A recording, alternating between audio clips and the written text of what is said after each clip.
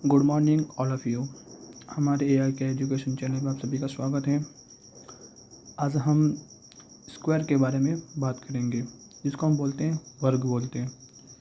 यानी कि ये क्लास 7th में भी आता है, 6 में भी आता है और 8 में भी आता है। यानी 6, 7, 8 तीनों में ही ये वर्ग वगैरह यूज किए जाते हैं। तो आज हम वर्ग के बारे में चर्चा करेंगे।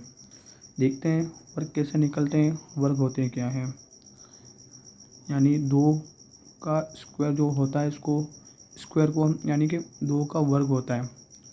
फिर 3, 4, 5, 6, 7, 8,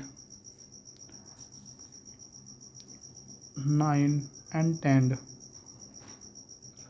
हम चाहें तो और भी वर्ग निकाल सकते हैं, लेकिन इनका वर्ग कैसे निकलता है आज उनके बारे में देखते हैं। वर्ग का मतलब क्या होता है, यानी जो संख्या अंदर होती है उसी संख्या को उसी संख्या से इंटू करना होता है। कैसे करते हैं, जैसे कि 2 इंटू 2, यानी इसका वर्ग क्या होगा, 2 को 2 से करोगे तो क्या आएगा आपका 4 आएगा। उसी तरह 3 इंटू 3, तो इसका वर्ग कितना होगा 9 होगा।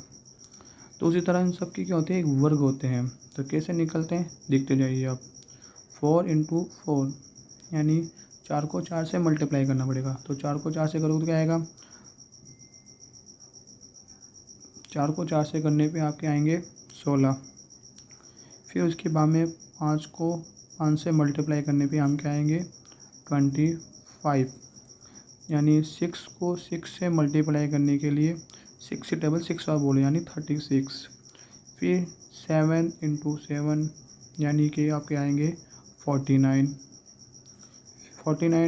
फिर 8 का वर्ग निकालने के लिए 8 को 2 से, यानी कि 8 को 8 से ही क्या करना पड़ेगा, मल्टीप्लाई करने का। 8 के डबल 8 आप बोलते तो क्या आता है 64 आता है। फिर 9 को 9 से मल्टीप्लाई करेंगे तो क्या आएगा 81 आएगा। और 10 का वर्ग 10 को 10 से मल्टीप्लाई करने पे क्या आएगा 100 आएगा। समझ गया।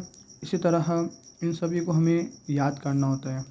ये कक्षा 6, 7, 8 तीनों में ही यूज किए जाते हैं और ये बच्चों को आते भी नहीं है, तो उन बच्चों को ये याद होना बहुत ज़रूरी है इन सभी वर्ग को।